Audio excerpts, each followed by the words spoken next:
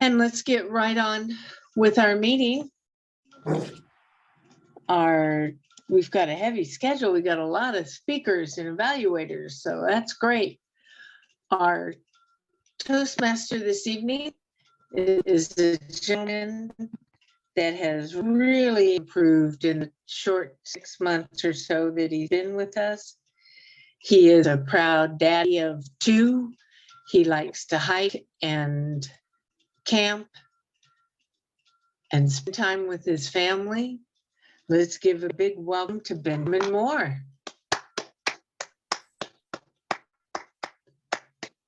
Thank you, Madam President. Thank you, Toastmasters and guests. Tonight's theme of advice should be entertaining. I started thinking about all the advice I've ever received in my entire life, and I've come to the conclusion that there are 3 basic kinds. There's good advice, there's bad advice, and there's unsolicited advice. Some of the most valuable advice I've ever received in my life, I would not repeat in polite company. With the exception of our resident pirate, perhaps, I consider you all polite company. Oh.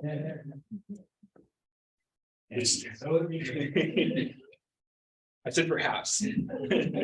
That's doing a lot of heavy lifting right now.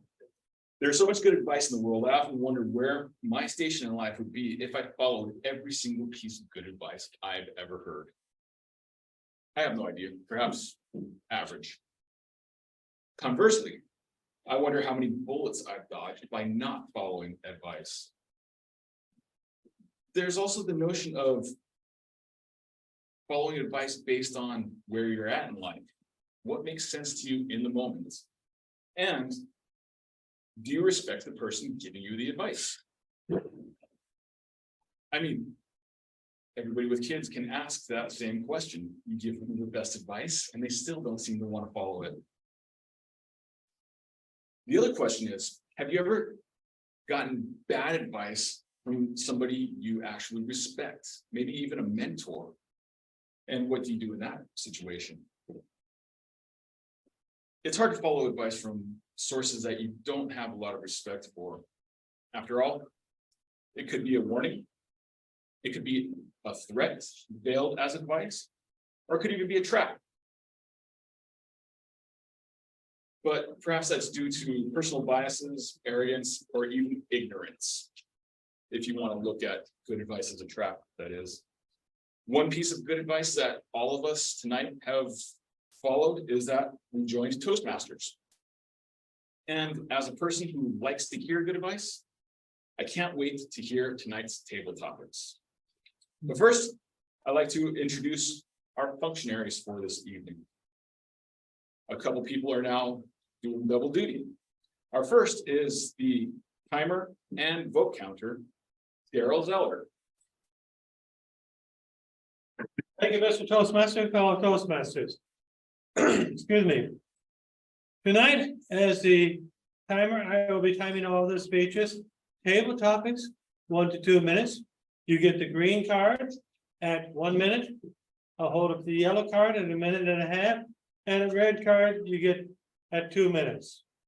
And for the speeches, it depends on who's doing the speaking. Speechcrafters are 3 to 5 minutes. So it'll be green at 1, yellow at 2, green at 3, yellow at 4, and red at 5. For the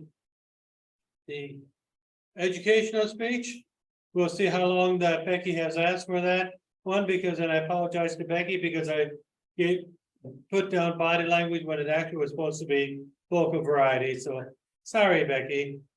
And then, but Becky, please go ahead and do your vocal variety tonight. And I mean your, evaluation tonight. And then we will do the vocal variety next week. And for the evaluators, well, for Jeremiah, is your speech 3 to 5 minutes? It's maybe 6 to 8.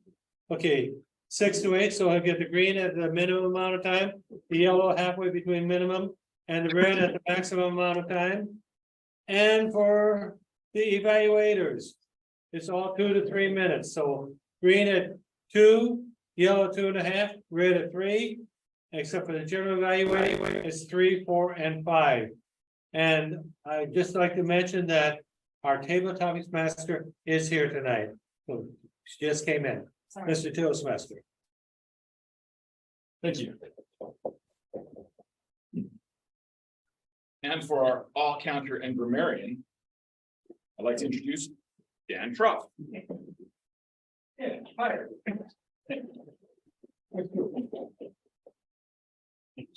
Dan. Tonight, I will be the grandma, basically. I'm gonna be doing grammarian work and counting work.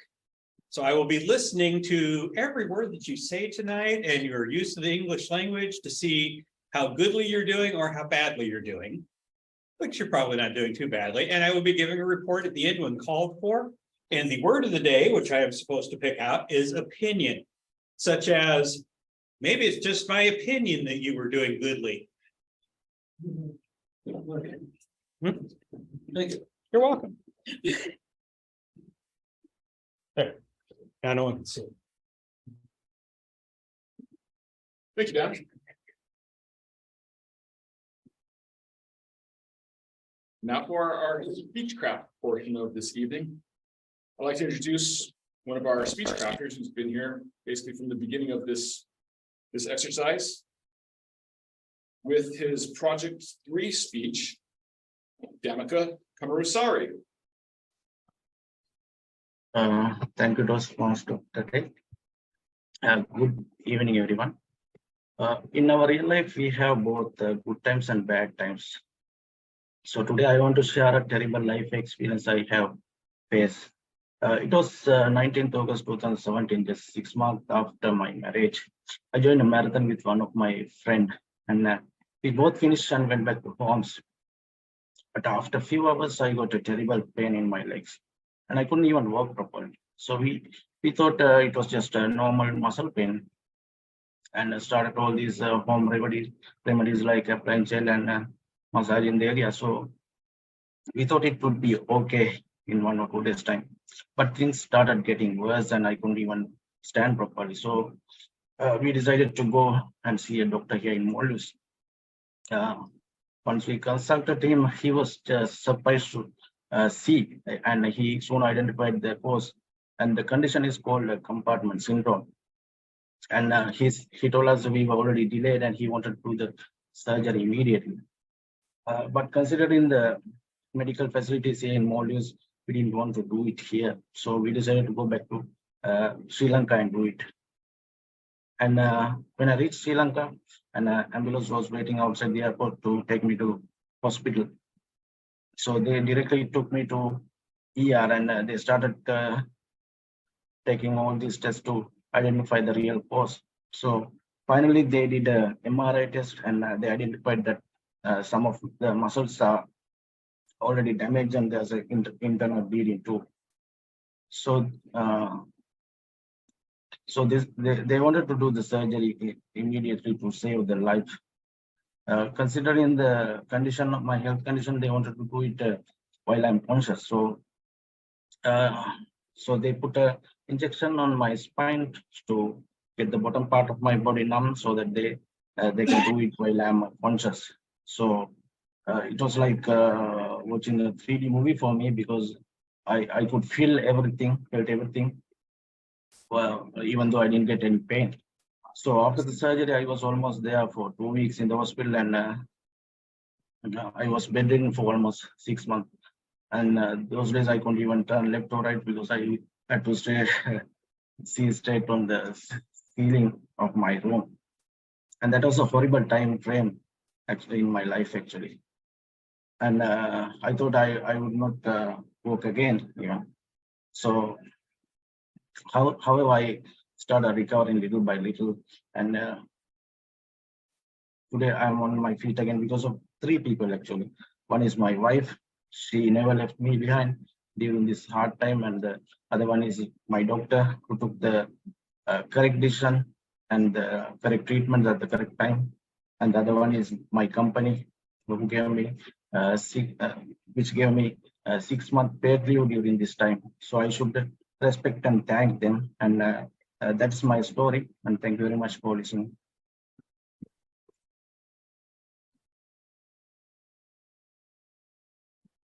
Thank you for sharing, Dominic.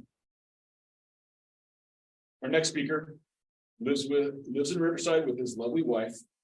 They both own and operate a business called the RLM Wealth Group. He is also serving as the chair of the Riverside Chamber of Commerce. Today, he wants to tell all of us why his mom is always right. Please welcome Bob. Sir. Thank you, Mr. Toastmaster, and good evening, fellow Toastmasters. Yes, I'd like to tell you why, in my opinion, my mother was always right. But before I do that, let me first give a shout out to all the moms in the audience and wish them happy belated Mother's Day. Why do I think my mother was always right?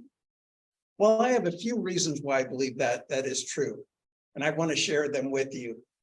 First, I can remember when I was a toddler, my mom would take me to the same barber shop all the time. And she would instruct this barber to give me the same haircut all the time, which consisted of shaving the sides of my head pretty much.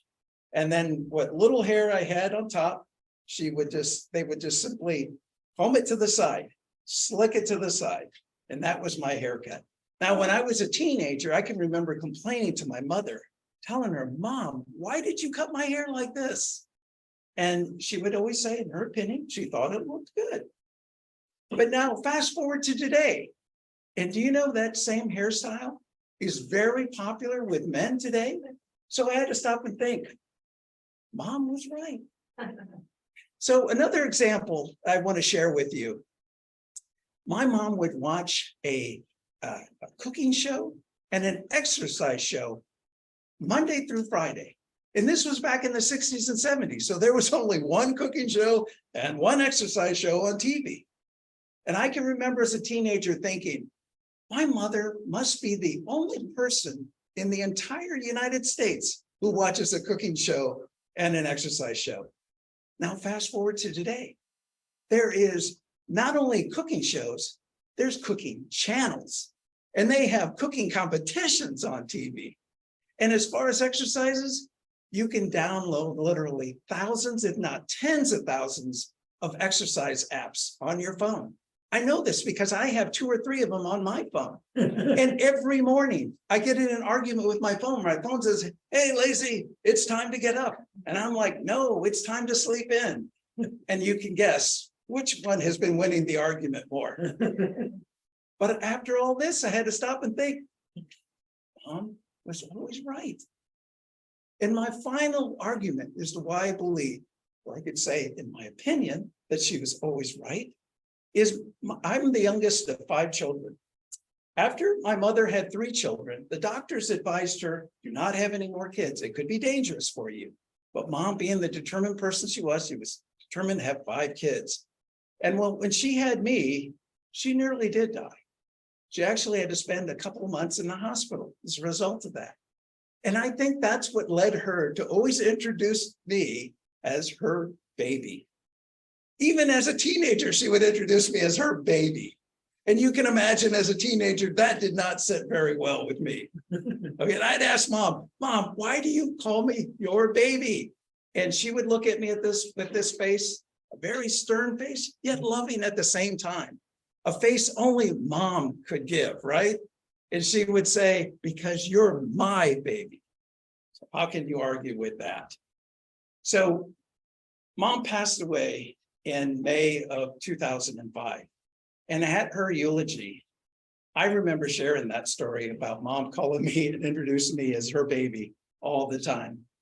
And my parting words were that there isn't anything I wouldn't give to hear her call me that just one more time. If there's anything I can share with you tonight, it's that if you are blessed enough to still have your mom with you, go up to her, give her a big hug, kiss her on the cheek, take a step back and look her straight in the eye and said, Mom, you were always right. Thank you very much.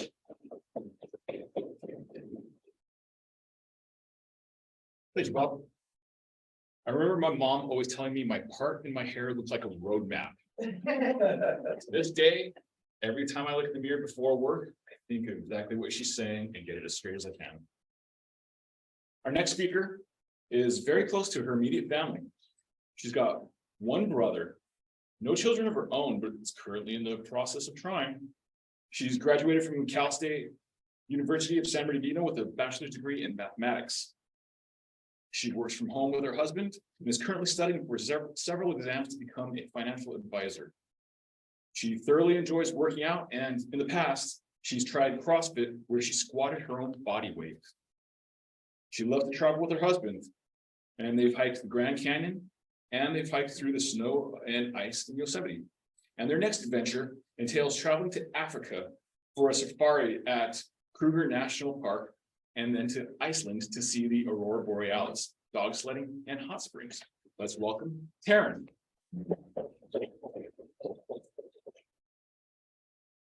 5 minutes each. Thank you, Toastmasters, and thank you, guests. My great concern is not whether you have failed, but whether you are content with your failure. That is a quote by Abraham Lincoln. How many of you have let failure defeat you? Have you ever attempted to accomplish an opportunity in life presented to you only to fail? You are not alone. I am going to share with you a time when I almost gave up due to what I perceived to be as a failure from inexperience. I want you to imagine it's a Saturday. It's so early that the trees and the grass have morning dew. The sun is still sleeping. There's 400 female cross-country runners on the starting line. There I was. It was my very first race. I was nervous. I was excited. Adrenaline was pumping through my body. The gun goes off and I sprint. I look behind me only to see that I'm ahead of everybody in the group. Time elapses, and on this 3-mile course, I start feeling my fingertips. They feel tingly. They're going numb. Confusion sets in. My teammates are encouraging me to do well and to cross that finish line. I was so confused, I couldn't feel anything. The next moment I wake up, only surrounded by my parents and my coaches in a room. What had happened? What is going on? My coach informed me I had passed out at the finish line. I don't remember any of it. He told me I passed out. They had to carry me back to this room, and all I was concerned about was, did I medal? The top 100 runners received a medal. So moving forward, I had a dialogue with my coach, and I said I wanted to quit. He convinced me to finish out that season, and I ran for all 4 years. Now, I had felt a sense of failure. Why? Because not only did I sprint in the very beginning, which you're not supposed to do because you have to pace yourself, but I passed out at the finish line in front of thousands of other runners, teammates, and supporters. Now, when this sense of failure sets in, it is profound and it overwhelms you. You don't ever want to finish these endeavors ever again. You don't want to attempt them because that feeling of failure. But what I want to tell you is that you have to question yourself. What does this teach you? Had I let this feeling of failure overwhelm me and take over, I wouldn't have felt the camaraderie between the teammates, the other runners from other schools, and coaches. I would have never been able to have that feeling of encouraging others to do their best. It helped me to balance out my schoolwork along with sports. I was able to maintain my fitness through running. Now, this sport is a team sport when it comes to points, depending on your placement when you cross the finish line. But when you think about it, it's really an individual sport because you're running by yourself in a 3-mile course. And you're in your thoughts, you're in your own head. So now I had to train myself to think positive, mind over matter, which is true. You don't mind, it doesn't matter. My body was feeling pain, but I controlled my thoughts and said, you can do it. And it happened. And the great part about it, overcoming that failure and that feeling, I still run today. And it relieves stress because I've learned how to be in my thoughts. So I want to remind you, when you have that feeling of failure, turn it into a positive and think, what am I supposed to learn from this failure? What can I do differently? What can I accomplish if I move forward? These are important things to remember. Harness your mental capabilities and know failure is a stepping stone to expounding your potential. And I want to leave you with this. Only those who dare to fail greatly can ever achieve greatly. John F. Kennedy. Thank you. Thank you. Excellent message, Taryn. In high school, I was getting bloody noses every single day of my freshman year. I wanted to quit, but I think I'd been hit in the head too many times to actually quit.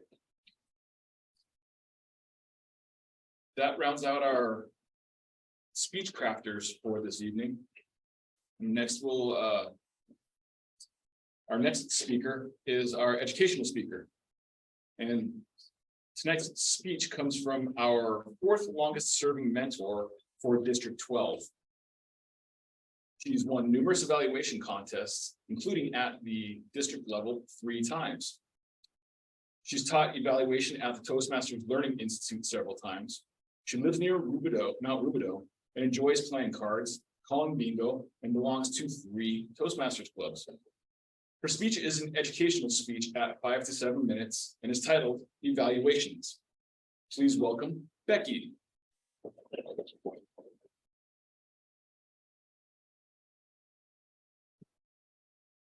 Hey, Becky, you're muted. Thank you very much, Ben. Good introduction. If my voice starts to garble, will someone tell me, and then I'll shut down my video. Otherwise, you get to see what I am. How many of you are afraid of evaluations? When I first started, that was something that was really frightening to me. How could I tell someone else how to improve their speech? I was just a lowly Toastmaster. I was learning. And I had all these experienced Toastmasters speaking, and I was to evaluate them. So I was pretty scared.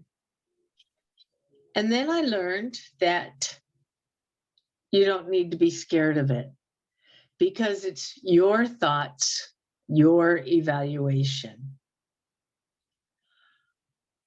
I learned that there was some very important points to remember, that you learn the speaker's objectives, which means get with the speaker ahead of time and find out what they're trying to accomplish during their speech.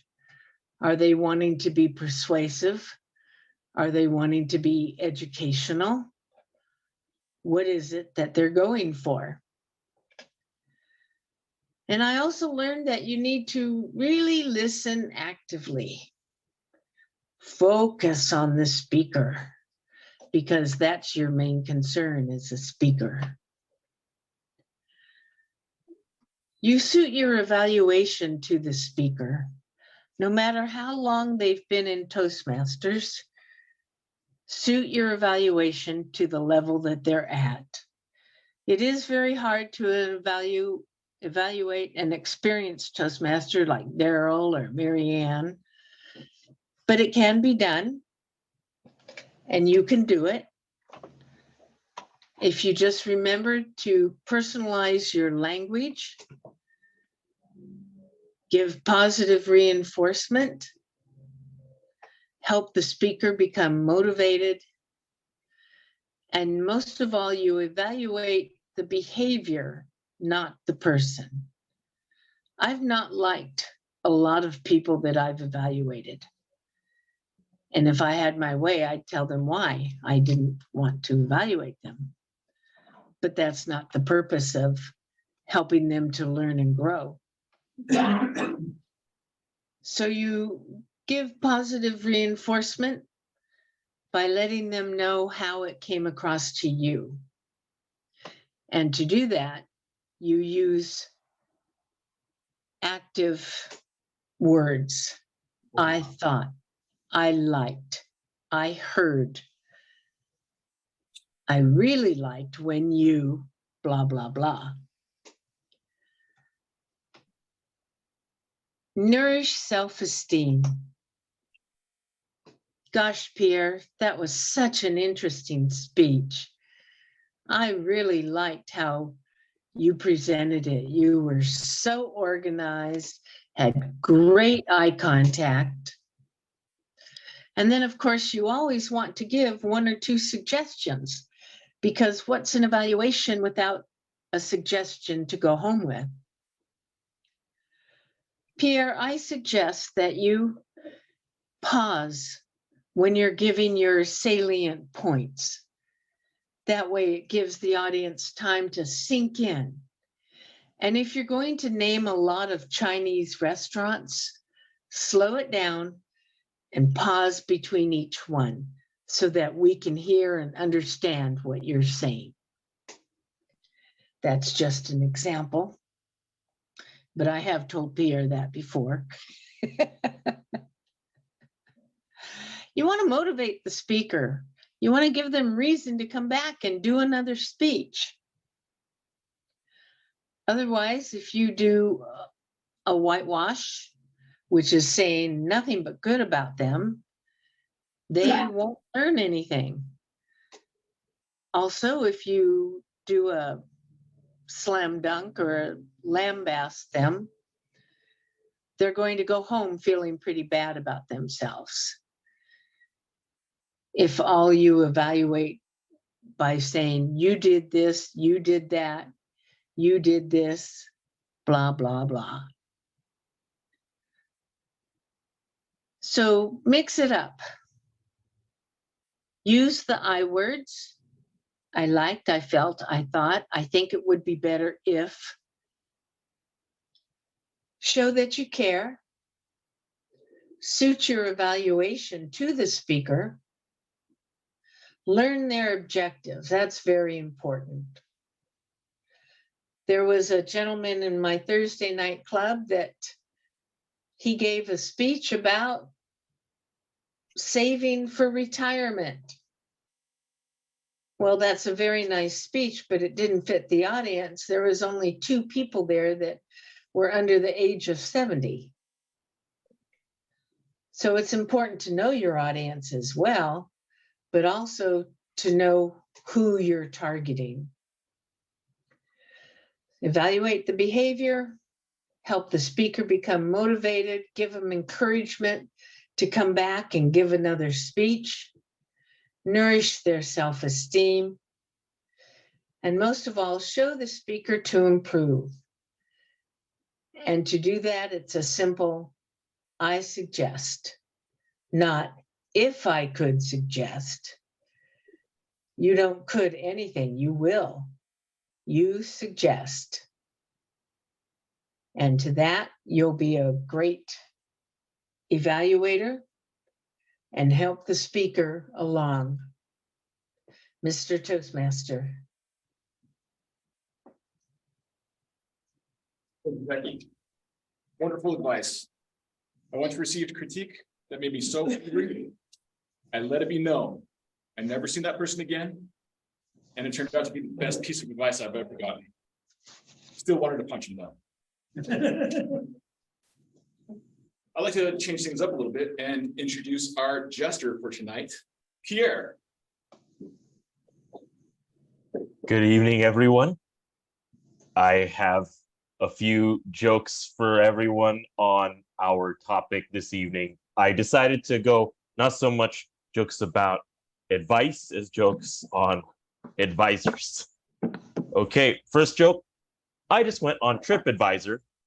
They gave me absolutely no help about this twisted ankle and my busted knee. Okay, second joke. Second joke.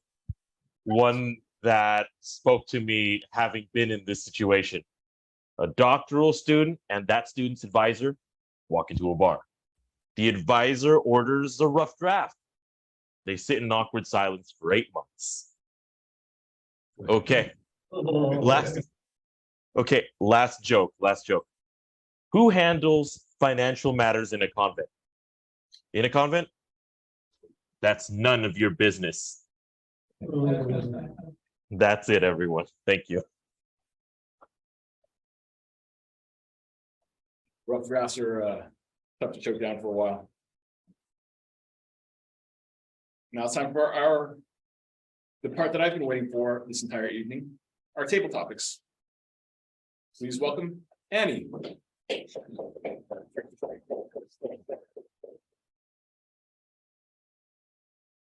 Where can I put my water? But sometimes I get thirsty, but I mean, 'cause I want to be coordinated. I always have this issue with the camera, so I stand here, Go right off, yeah.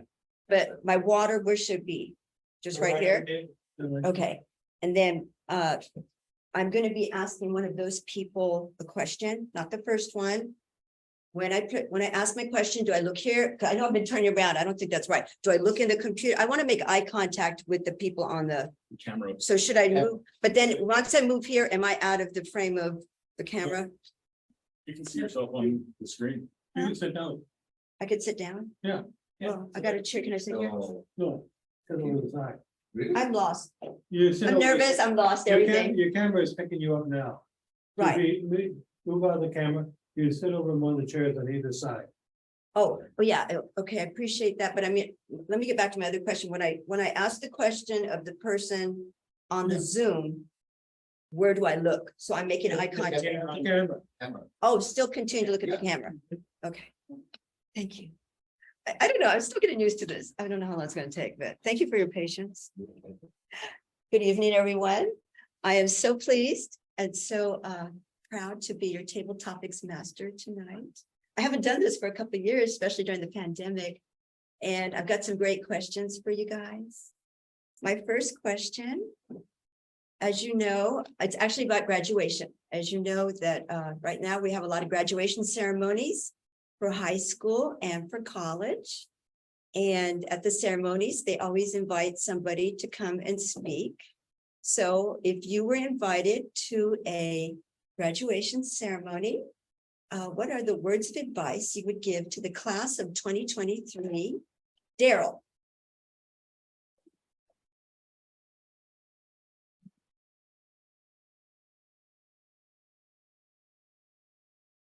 Thank you, Madam Table Topics Master, fellow Toastmasters.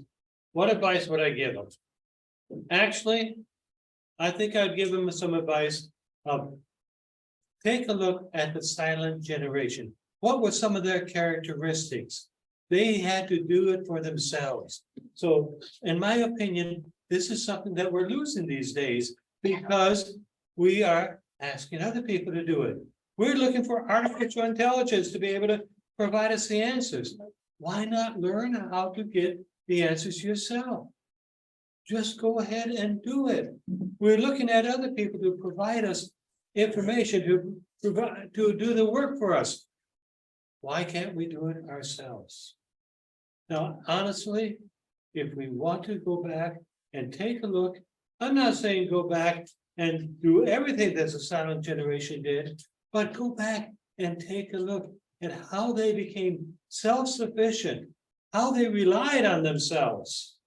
And if you do that, then I think that you will definitely have a great opportunity to literally be better person and you'll get along greatly in this society.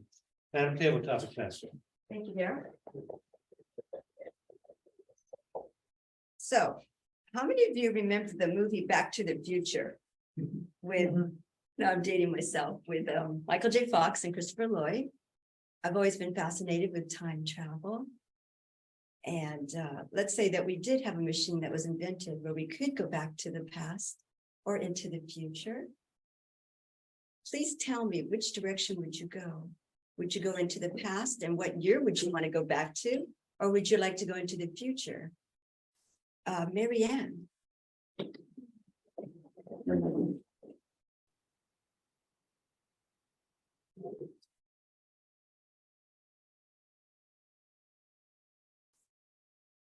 Thank you, Madam Table Topics Master and fellow Toastmasters. I personally would like to go back to the past because I'm such a dinosaur. I love the way when I grew up as a kid, because everything was so much simpler than it is today. I'm not into computers, as most of you know, so as I say, I'm a dinosaur. I enjoy seeing kids outside playing ball or riding their bicycles or tricycles, or just playing with each other, enjoying in the backyard. But now today, all the kids you see are walking around with their phones stuck in their faces. My own great grandkids, my daughter takes them to the beach or to Knox Berry Farm. And what do? They take the computers and sit there on the computers all day long.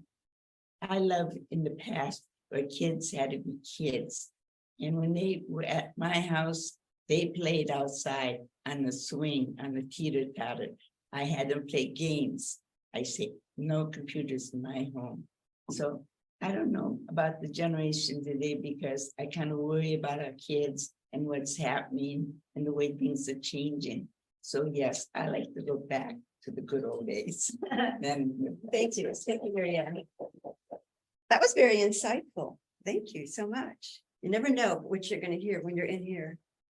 Now, the next question is for one of the members on the Zoom. So Darryl, I just look into the computer. No, Okay. look into the camera. Hello. Let's go back to the past. No Zoom. Okay, all righty. Life is about taking chances. When you buy a lottery ticket, you're taking a chance. When you try a new restaurant, you're taking a chance. When you start a new job, you're taking another chance. If you move to another country or another state or another city, you're taking a chance. But I believe when you leave the comfort zone, it helps you to grow and it helps you to flourish. Tell me about a time that you took a chance, took a risk, and how did it turn out, Pierre? Thank you so much, Madam Table Topics Master. It's interesting that you mentioned taking chances, and one of the chances that you mentioned is about a new job.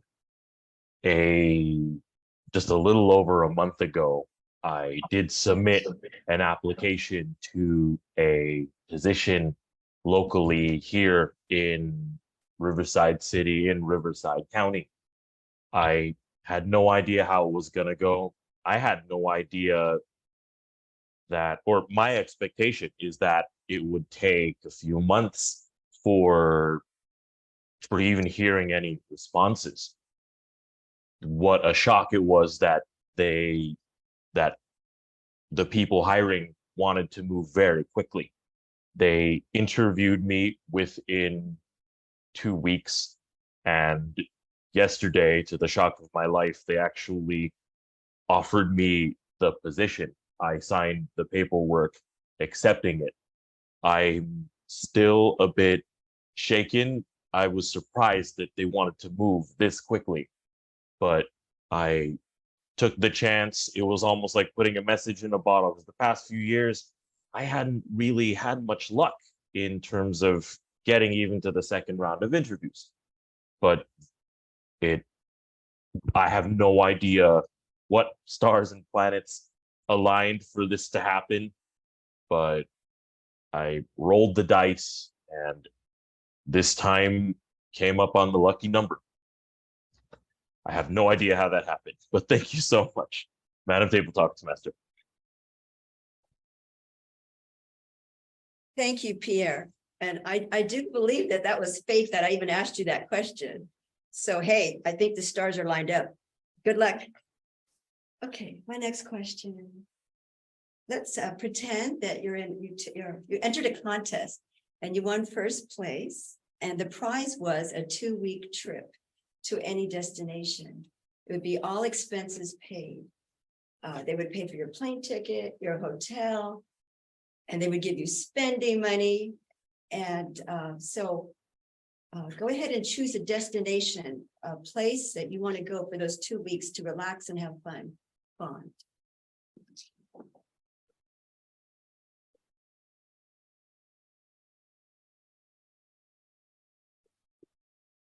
Thank you so much, Madam Paper Topics Master and fellow Toastmasters online participant.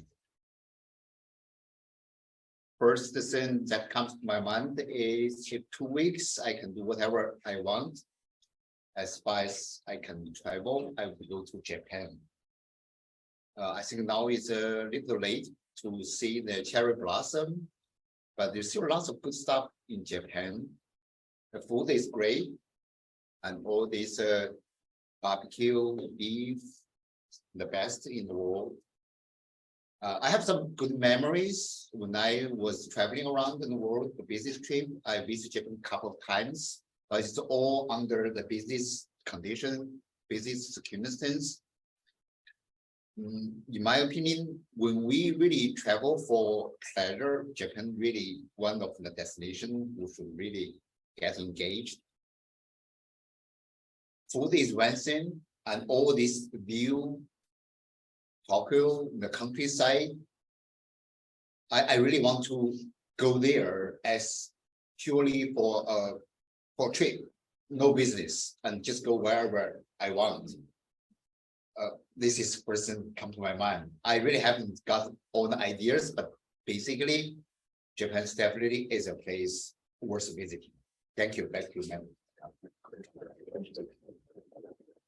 Thank you, Bon. Very nice. I've never been to Japan. I took a little class at Cal State San Bernardino, and I've heard so many incredible things. Did you try the bullet train? Is that in Japan? Yeah. Was that pretty good? Yeah. Faster than the Metrolink? Not really fast, but it's always on time. They use that as a clock. Wow. It's Yeah. never miss any, like seconds, never miss that way. Wonderful. Yeah. Great. Thank you so much. Now, you did, Gerald, on the agenda, you said 5 max. So do you just want me to do one more? I don't want to run over time because I know I did that in the past with the odds of counting the Bears. So do you want me to just do one more, or where are we at? I don't want to overstay because you did say 5 max. So I mean, I could do one more and stop, or do you want me to do another one? Actually, we want to make sure we get everybody who did not do a speech an opportunity to do a speech, so you can do, let's see. Oh, we've got a few people that we can do yet because we've got 11 people here. I see Dan's looking at me very happily, and Benjamin's looking at me very happily. But Benjamin did a speech. Not Benjamin, I'm sorry, Yeah, Ben, I yeah. mean, Bob. Yeah. All these B's in here. Yeah. Okay, That's what I so, said. okay, I was gonna call on Dan anyway. Okay, So you want me to call on, Dan and then Benjamin. okay, because I wasn't sure if I was allowed to call the Toastmaster. That's great. Okay, so the next one. Now I already told you, so you already know. I don't know, so I'll pay attention. Yeah, that's right. Okay, this is really simple, since we are talking about advice. As kids and teenagers, I know parents are always giving us advice and molding us because they don't want us to make the mistakes that they made or have a better life than what they had. So my question, Dan, please share with us some advice that your parents or grandparents, told you when you were younger.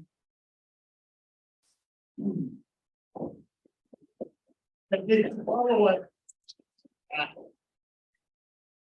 That's an easy one. Not really. Oh, no. I thought that was the easy one. In the context of the question, it sounds like it would be real easy. However, I have completely blocked out the first 14 years of my life. So that makes it very, very hard to remember anything that my parents told me prior to 7th grade, because I don't have any memories before 7th grade. no matter how hard I try. But if I were to offer a son, if I had one, the best advice that I would offer him would be fail. Because until you fail, you're not going to succeed. If everything you do comes to you with ease, then you're just going to breeze through life thinking that's how it actually goes, but it doesn't. You have to fail really to learn. Even in Toastmasters, we're all going to have to come up here and give a speech where we stumble through the middle. We stumble in the beginning. We can't figure out how it was supposed to end. But that's how you start to learn. Because once you've done that, now you're going to concentrate on that. I've often said the best way to learn how to become a good speaker is to be an evaluator. Because being an evaluator, you're listening to the other person's speech and you're hearing the same flaws, the same pauses that you know that you do. And you are now having to give them advice how to not do that. So my advice, if I ever had a kid, would be fail. Fail and get back up and do it again. Thank you. I just love all these responses. So I'm gonna go home tonight and contemplate what you guys said. Okay, so you're going next. How many of you own businesses in here? I know I just heard from the financial, yeah. Okay, so I was doing a little research. A lot of movie stars, they like to have businesses on the side. I mean, they already make tons of money, but they want to make even more. How many of you like Keanu Reeves from the Matrix series? I found out that he actually had a motorcycle business. Yeah, he has a company that designs really nice motorcycles. And Jennifer Lopez, can anybody guess what kind of business she has on the side? She has quite a few. Anybody want to take a guess? Yeah, cosmetics, skincare. And there's so many, you know, Beyonce, there's just so many actors and actresses that have these businesses. And if I had the money, I'd like to open a bookstore because I like books. And it wouldn't just be books, it'd be all kinds of souvenirs and knickknacks. Has any of you been down to Seaport Village where they have the Upstart Crow?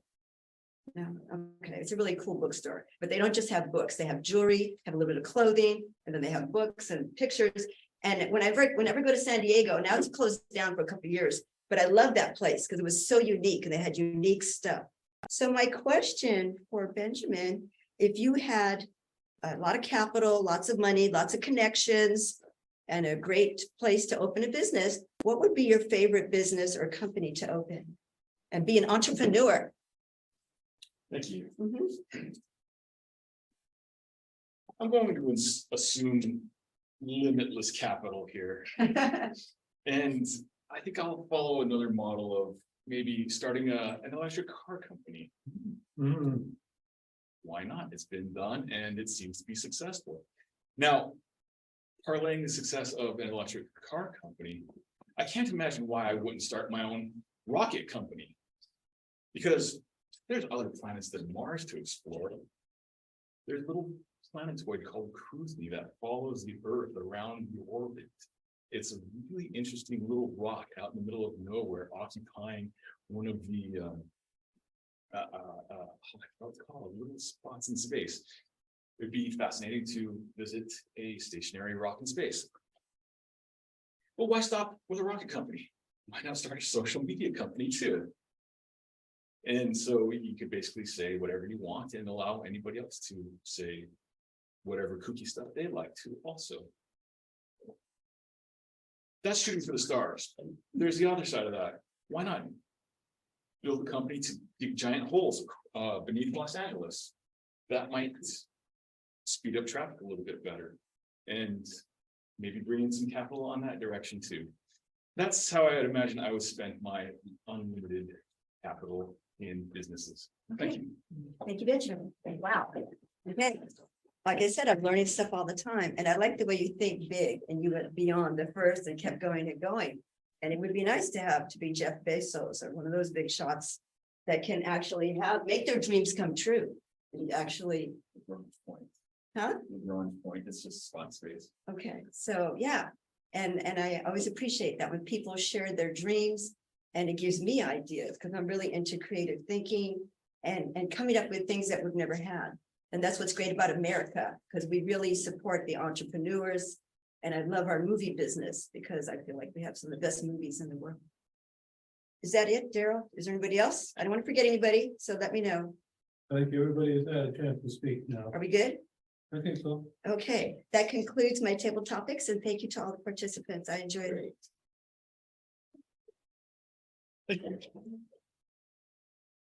Now I'd like to call for a timers report.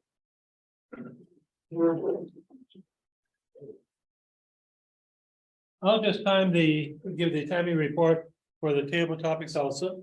Hold off the timing on the speeches until we have our other speech later on. I have to admit that I qualified because I didn't time myself. I don't know if anybody else timed me.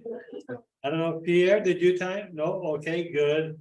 Then I guess I have to just say I was within between a minute and 2 minutes. And actually, everybody did qualify because Marianne was 1:18, Pierre 1:45, Bond 1:29, Dan 1:45. Wow. And Benjamin had 1:26. So please go ahead and vote for who you felt did the best response to table topics, because we're declaring that every one of them qualified. And for those of you on Zoom, go ahead and do a private chat to me today. Thank you. Thank you, Daryl. Now we come to this evening's only prepared speech. This prepared speech comes from a Toastmaster who's been here for probably around 6 or 7 months. He lives in Riverside and enjoys skateboarding, and I've personally seen him catch a really big fish. His speech tonight is 6 to 8 minutes, and it's titled "The Sleeping Girl." Let's welcome Jeremiah.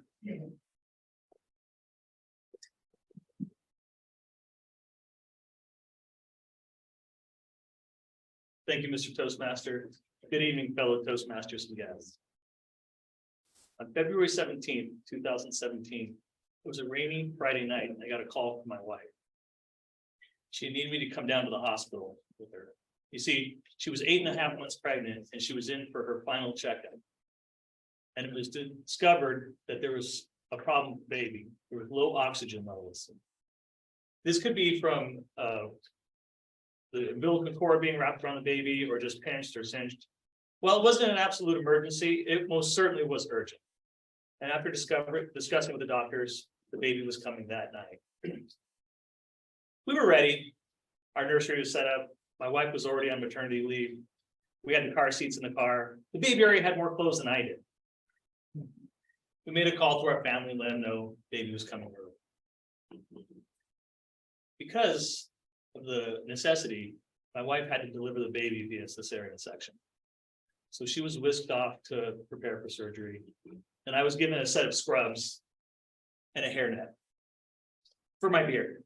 And then I was put into what was like a waiting room or an auxiliary room. It was dimly lit with no lights. I'm sorry, no windows. A couple of beds separated by sheets or curtains. And in one of the beds, there was a lady who was in the early stages of delivery, pacing back and forth, practicing her breathing.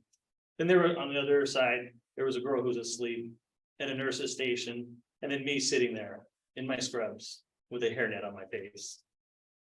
I was nervous and anxious, and I was sitting next to the nurses, and I could hear them talking. I overheard them talking about the sleeping girl. Turns out she was 17 years old, and she had just given birth. She gave her baby up for adoption. It was rather busy that night at the hospital, and they needed her bed. But there was no one there with her. She was alone. No one could give her a ride. The nurses had made a few phone calls. They called her parents, and her parents refused to pick her up. I imagine any parent that was there that would not be there for their child in that moment. It was probably not the greatest parent on earth. There was no father of the child. She was utterly alone. Nurses kept calling. They finally got a hold of one of her friends. And then they were rather rude to the girl. They rousted her awake. They told her she needed to collect her stuff, and it was time to leave now. When her ride got there, I seen the girl walk out from behind the curtain.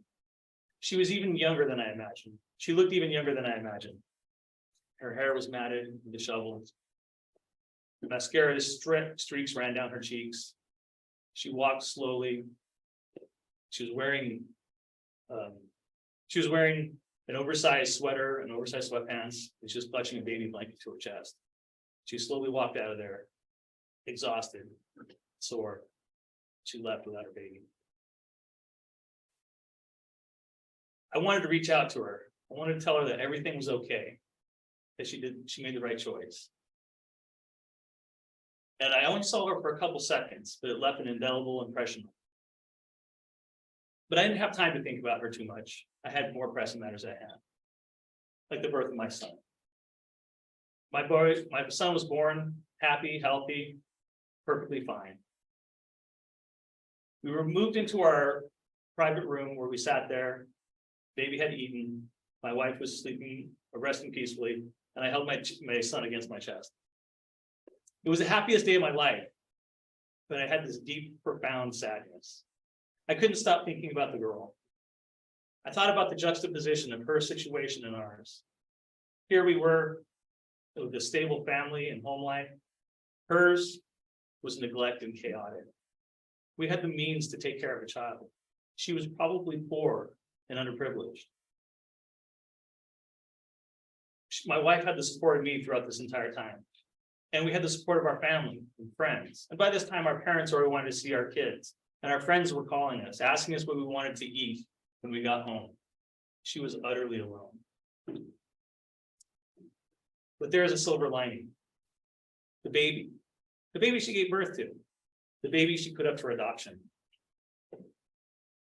Through all this adversity, she chose to keep this child. And she blessed some family who couldn't have a child of their own with this miracle.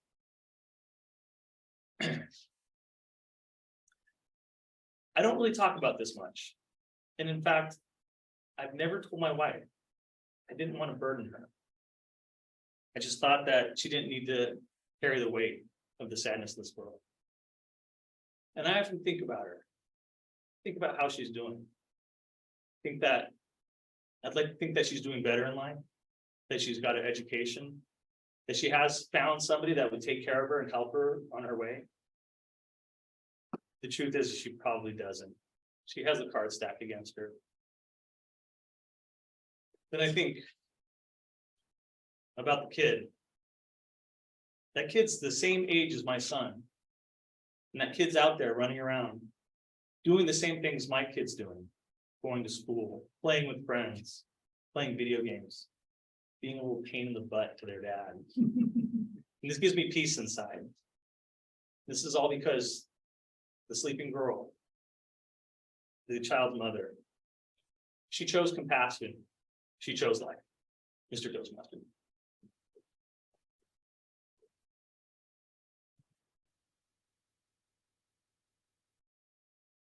Thank you for that speech, Jeremiah.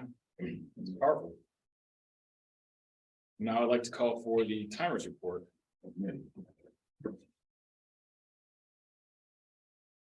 Thank you very much.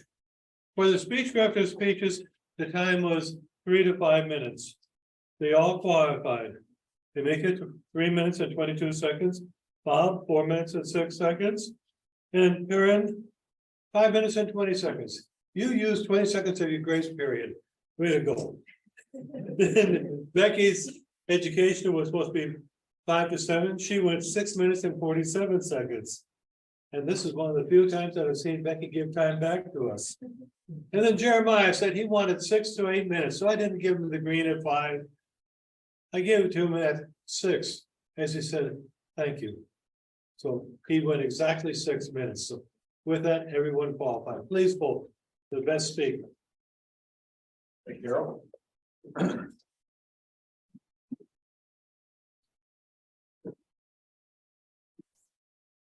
And now I'd like to introduce this evening's general evaluator. He's a Toastmaster. He's been a Toastmaster for a really long time. He's a remarkable speaker and somebody that I try to imitate anytime I ever try to give a speech. Please welcome Bond.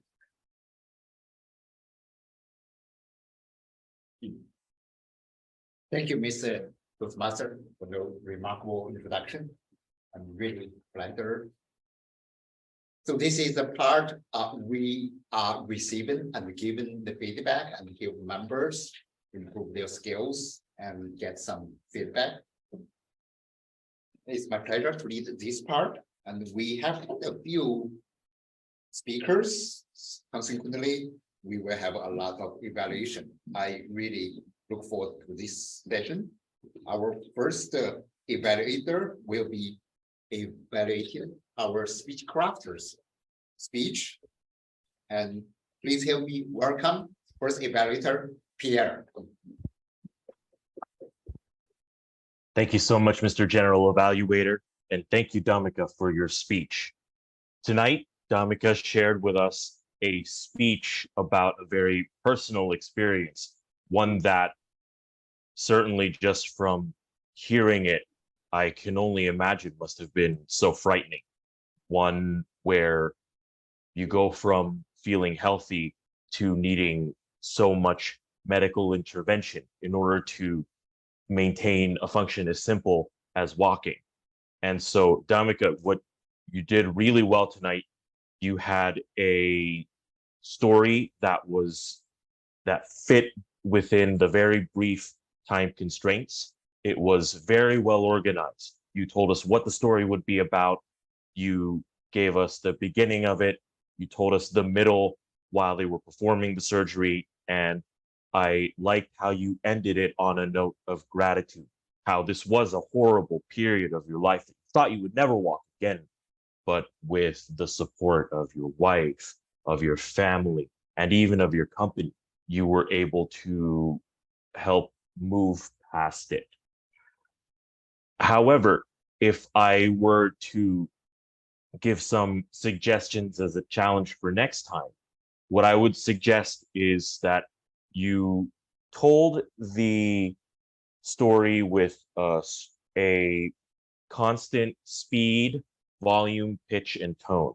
Speed, volume, pitch, and tone are the general 4 elements of your vocal variety, and you told the story straightforwardly in that there was not really much of a variation within those.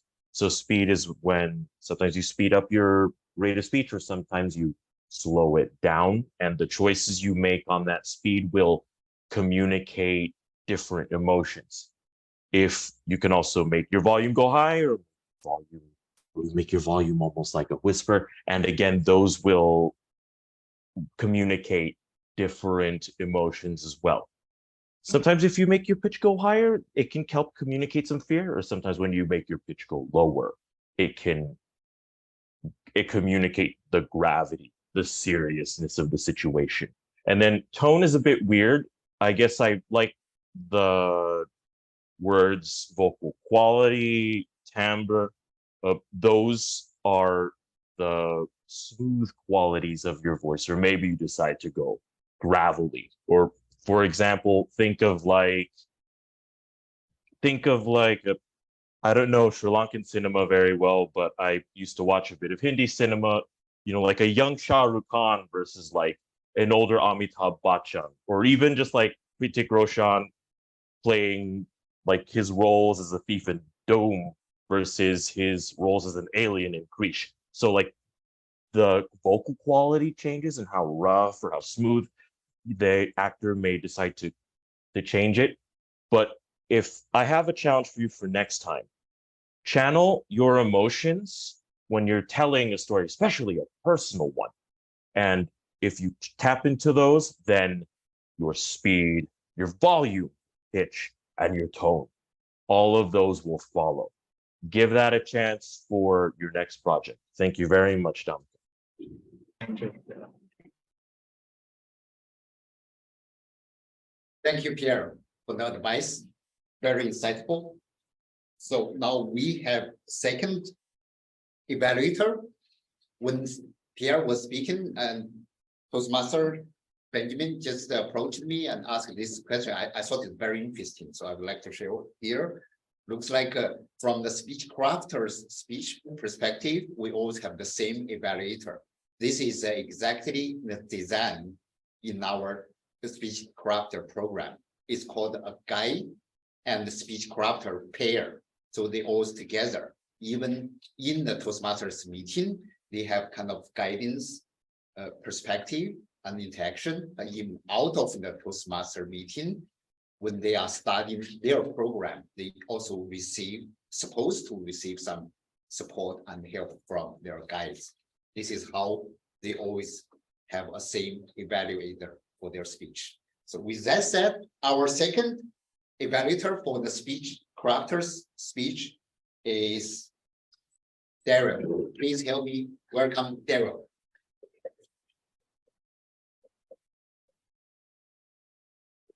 Thank you, Mr. Tabletop, or Mr. General Evaluator. Now, Bob, on your speech, you had a topic very appropriate for this time of the year, talking about mother was always right. And you started out with a shout out, which grabbed everybody's attention. Then you went into the stories about that and gave us 3 examples. What I really liked about this was you gave us examples, you said something, and that was then.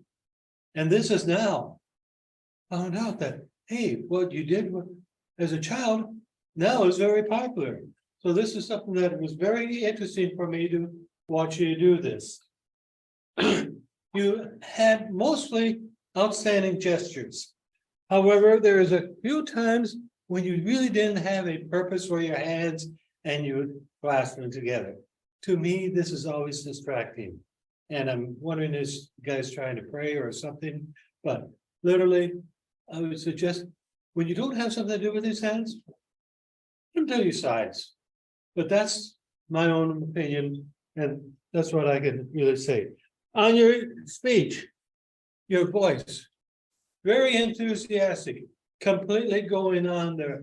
I thought it was great for you to have that enthusiasm, and you kept on it going all the way through. I would have liked to have seen a little bit more change in the voice, the projection. However, your enthusiasm is what really gets to us, and it carries it forward for you. And then I like the end because a call back to your beginning, as well as a call for action for us. For those of us who may still have a mother in this world, go out and hug them. Go out and tell them something. Let them know. It's something that was related back to the beginning, and it really personified everything that you were saying throughout your speech. How you really appreciated what your mother did, and your mother was a guiding light for you. So I thank you very much, Bob, for this speech, and just watch the hands a little bit for the next time. With that, I return the conduct to our general evaluator. And this time I timed myself. Wow, I was so obsessed to your evaluation, I almost forgot my role. Thank you for calling upon me. Now we have third Speechcrafter's speech, and Taryn, her evaluator is Marianne. Please help me welcome Marianne.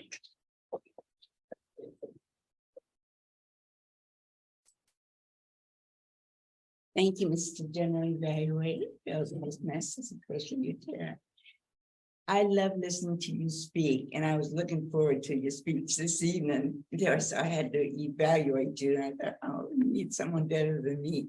But I do enjoy your speeches.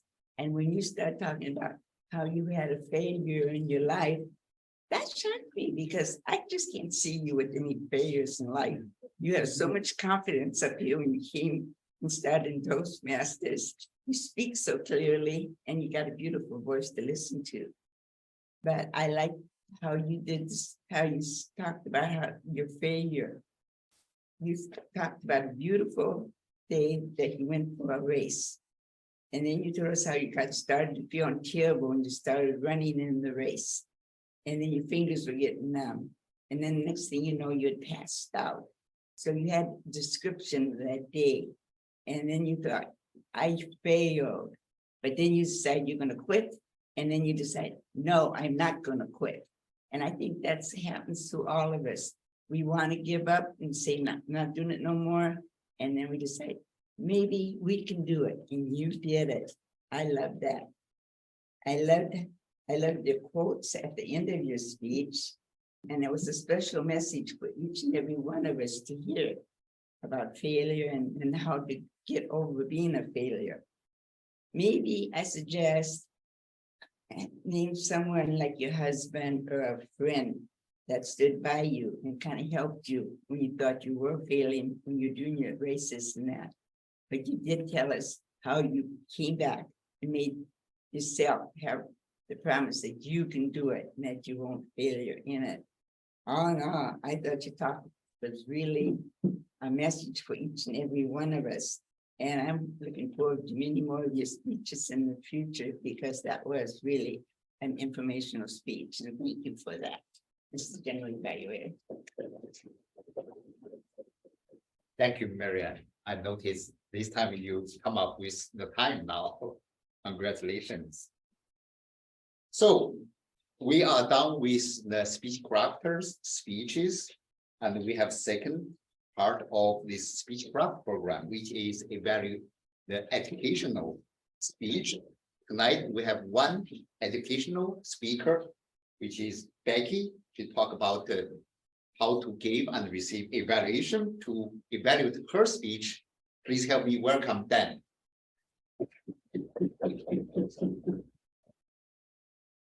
Always interesting to evaluate a speech on evaluations. It's like, did you pay enough attention to do it correctly or not? Becky and fellow Toastmasters, but especially Becky, I enjoyed your evaluation speech. I really liked how you let us know that you were just like us when you first started. And, you know, we all started that same starting point, so not to worry about that. You had a great voice. I enjoyed listening to the speech, your cadence and your focus on the education. It just really, really did set in that giving evaluations doesn't have to be a hard thing. As long as you're doing, like as Becky says, you're evaluating the behavior of the person, not the person. So if you take the person out of the equation, you're just evaluating what they were doing, and that makes it a lot easier. I think that the only way that you could improve this speech would be actually coming in and doing it in person. Because in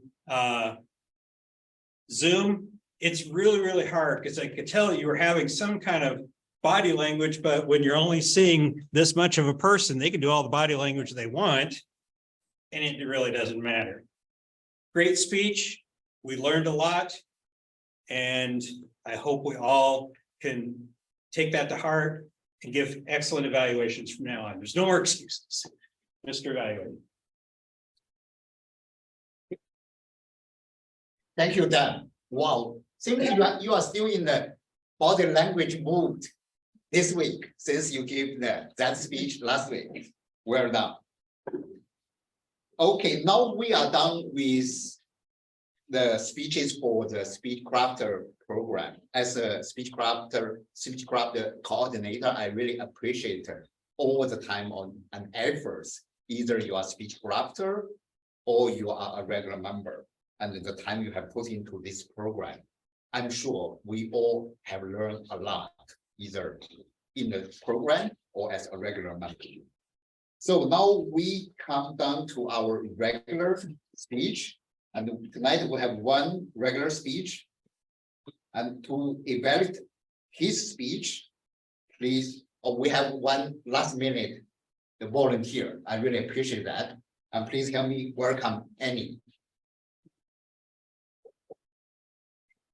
Hello, Toastmasters, welcome guests, and especially Jeremiah. I was blown away, Jeremiah. That's a hard speech to give, and you pulled it off really well. You had great facial expression. You spoke clearly. You spoke slow enough so we could keep up with it. It was very understandable. I was very touched by your speech. Like I said, that's not an easy topic. I don't know if I could even pull that off without crying or getting too emotional. But you were you presented very well. And your vocabulary was great. Some of the words you used, I loved. And I know I'm not the grammarian, but I really liked what you said. It left an indelible mark on you. So I appreciate the phrases that, because I know you put a lot of effort to select the right phrase, to reflect this, your thoughts on what was going on. And it was interesting the way you, I don't know if that's the word, juxtaposed, where you put two separate things together. You were comparing the situation with your wife that had the cesarean section, and she had your support and a loving family, and then the sleeping girl behind the curtain where they were very abrupt with her, kind of rude. She had no support, and then your ending was very uplifting. I think your conclusion was the most powerful part, where you said she chose compassion, she chose life. And I really wasn't sure why you were sharing the story, and not until the end. That was very strong, the way those last two sentences. And then the whole thing made sense to me. I go, oh, now I know what the speech is really about. And like I said, congratulations to you for being able to do that type of speech. And I prefer to do lighter speeches because I know I get emotional and I'd probably be sitting there crying, and I don't like to get too emotional. But I just really think you should do more of those. And I don't know if you do them in other venues like the churches or the Rotary Club, but I see you going to the top. I see you going, all the way up, because you have a gift for speaking about very serious, important topics. And I felt enlightened the way you presented it. So I look forward to more speeches. I was really touched by your sincerity. And I think the audience could feel what the message was so powerful.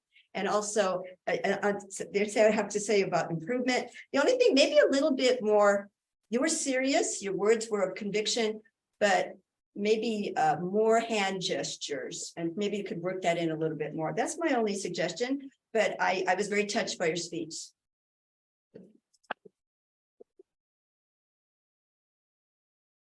Thank you, Wendy. So now I'm giving my evaluation for the meeting as the whole session. We started on time. This is the feature of our club, which I'm so proud of, because we have the best sergeant at arms at District 12, maybe in the whole Toastmaster International. I can't imagine how much work she, altogether with Daryl, to come to support this meeting before it starts every single Wednesday. Really appreciate that. That is how we are. We always get plenty of time to prepare for everything, and we start the meeting on time. And now for our meetings, this is already 5th session for our Toastmaster, the Speechcraft program. I'm so proud to see we are running really well. I can see all the improvement from all the speech crafters and the cooperation and efforts from our regular members. I really appreciate that. We have 3 speech crafter speeches, and we have educational speech, and which I will address through the evaluation part. Our VPE, I would really address our VPE, and Derry has done a lot of heavy lifting to maneuver and adjust our agenda, because all these changes, because we have a long list of names who are given speeches or evaluations. Really a lot of the heavy lifting. I really appreciate that.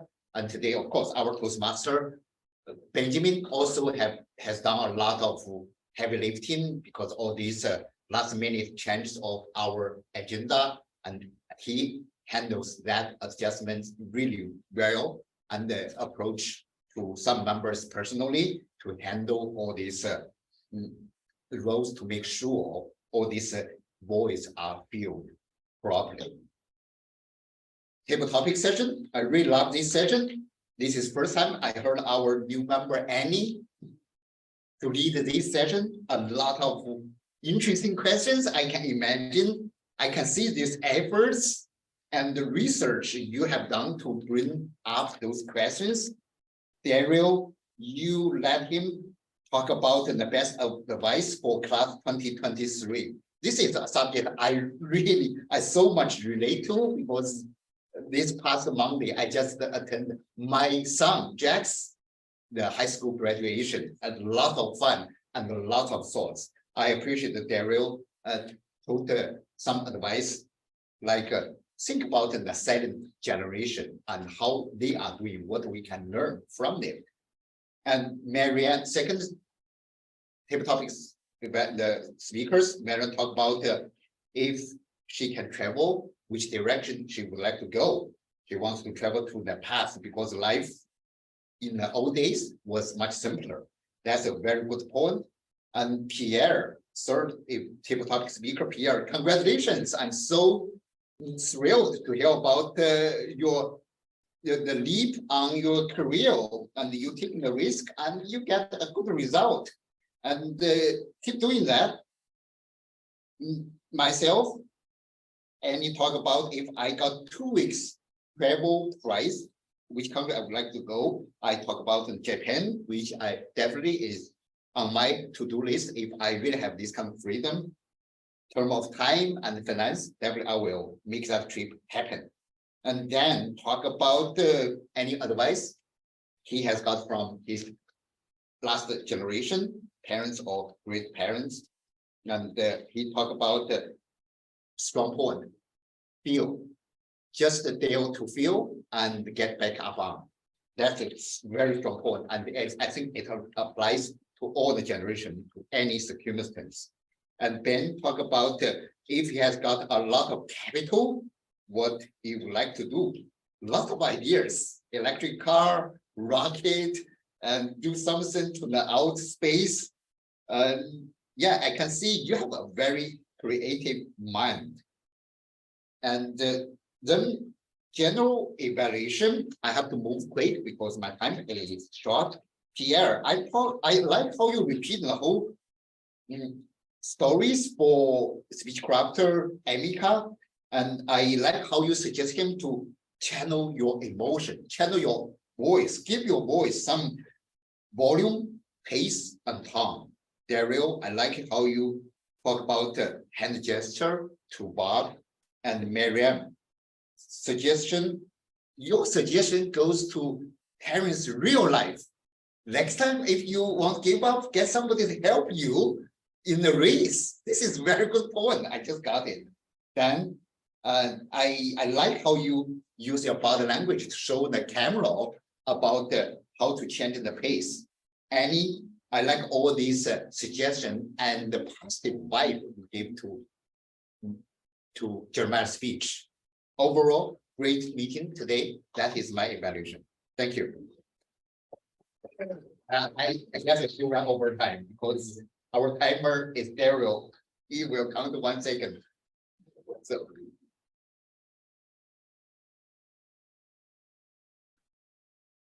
Well, you are correct, Bond. And we had 2 people who went overtime. Pierre, you exceeded your grace period by 6 seconds. So you're 3:36. I went 2:28. Marianne, 2:20. Congratulations. Dan, you were within the grace period by 6 seconds because you were 1 minute and 36 seconds. And then Annie, 2 minutes and 49 seconds. And Bond, you exceeded your grace period by 12 seconds.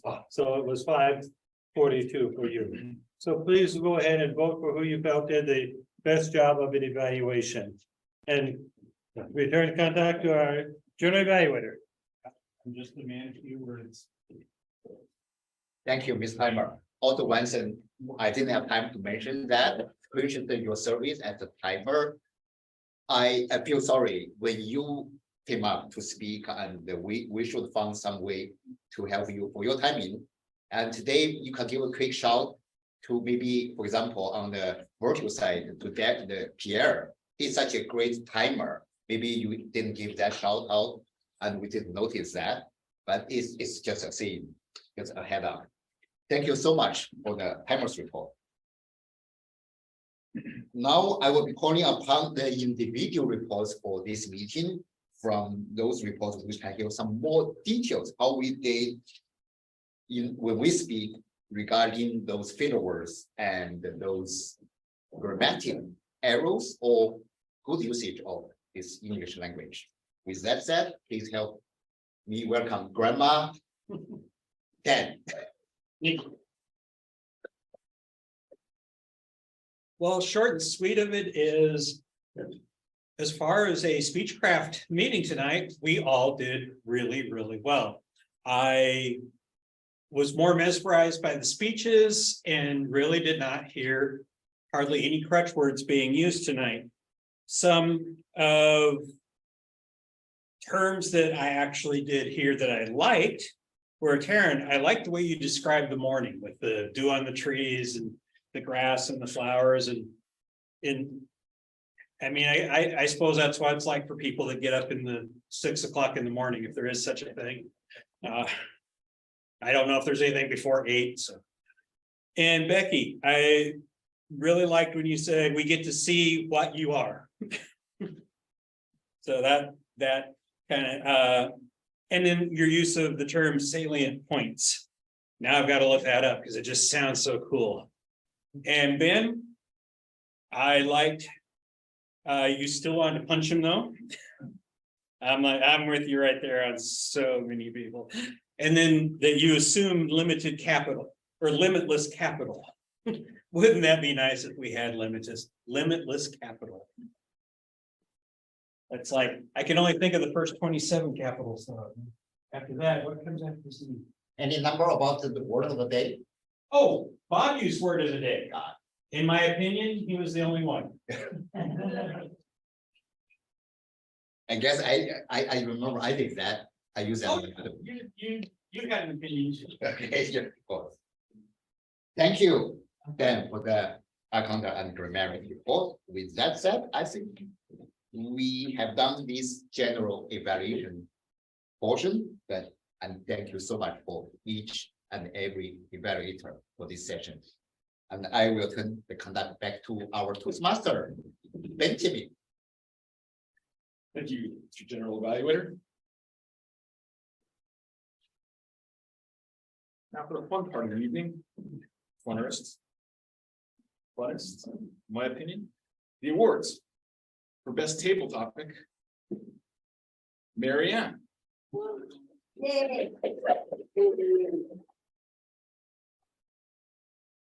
Because I'm a dinosaur. Congratulations. You know this thing, yeah. No, this box. For the best speech, Jeremiah.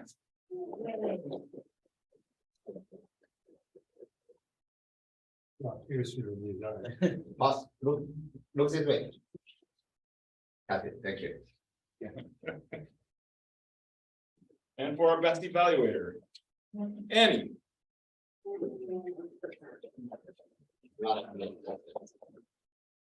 Look here, look here, Annie. Okay, do my little pose. Got it. And in my opinion, this was a very successful meeting tonight. Yeah, come on, we'll come back to Betty. And with that, I'll hand conduct back to our president, Becky. You're right, Benjamin. It was a very successful meeting. And thank you very much for your excellent job as being a Toastmaster.